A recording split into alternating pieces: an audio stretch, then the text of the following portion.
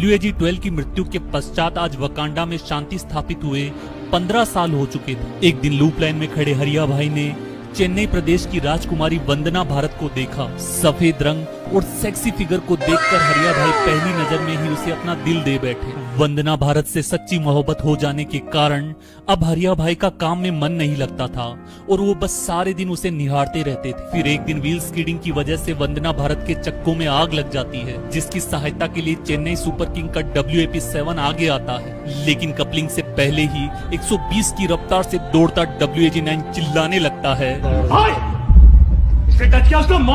जिसके पश्चात WAG-9 वंदना भारत को अस्पताल लेकर जाता है। हरिया भाई की इस एग्रेशन और इनसिक्योरिटी को देखकर वंदना भारत को भी उससे प्यार हो जाता है, जिसके कुछ दिन पश्चात वैलेंटाइन के पावन अवसर पर दोनों ने शादी कर ली। शादी के 2 महीने पश्चात उन्हें एक बच्चा भी पैदा हुआ, जिसकी शक्ल WAP-7 से क्यों मिलती है आज तक कोई नहीं जान पाया। इधर ट्रैक पर गेड़िए मारने के जुर्म में कोंकण जेल में सजा काट रहे अशोक लेलैंड की ट्रक और JCB को 14 साल हो चुके थे। जेल में JCB को बोबियन में गिट्टी भरने का काम करना पड़ता था, लेकिन एक दिन मौका देखकर उसी बोबियन के लास्ट वैगन पर बैठकर JCB जेल से फरार हो गई। जेल से बाहर निकलते ही उसने डीजल का नशा करने के लिए स्टेट बैंक ऑफ वकांडा का पूरा ATM ही लूट लिया।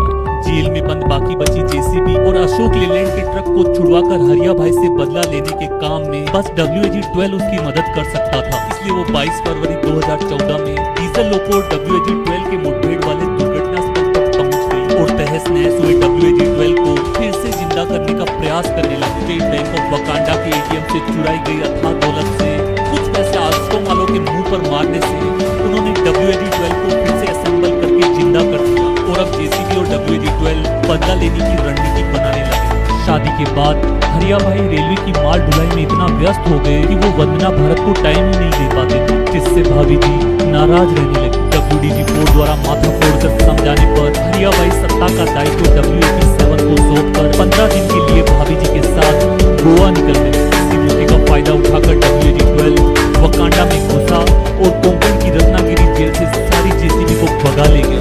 चीयर लीडर्स को अपने पंजों पर नचवाकर पूरी रात JCB समाज ने फुल एंजॉय किया और दूसरे दिन WAP-7 को जान से मारने की प्लानिंग करने लगे। पहले ट्रैक पर बड़े बड़े पत्थर रखकर और पुलिया के नीचे से ट्रैक को तोड़कर WAP-7 को डिरेल करने की योजना बनाई गई, किंतु शायद RPF रेल पे पत्थर ना फेंके, नहीं ये कोई खेल है और ऐसा करते पकड़े जाने पर 4 साल की जेल है। डर से इसे कैंसिल कर दिया गया। अंत में अशोक लेलैंड के डीजल ट्रक को प्रीमियम पेट्रोल का नशा करवाया गया, जिससे उसने पुलिया के ऊपर से कूदकर WAP-7 पर आत्मघाती हमला कर दिया। ठीक उसी समय WAG-12 ने वकांडा में तख्ता पलट करके अपने आप को वकांडा का नया सम्राट घोषित कर दिया। हालांकि WDG-4 ने इसका विरोध किया, किंतु उस पर सेना के टैंक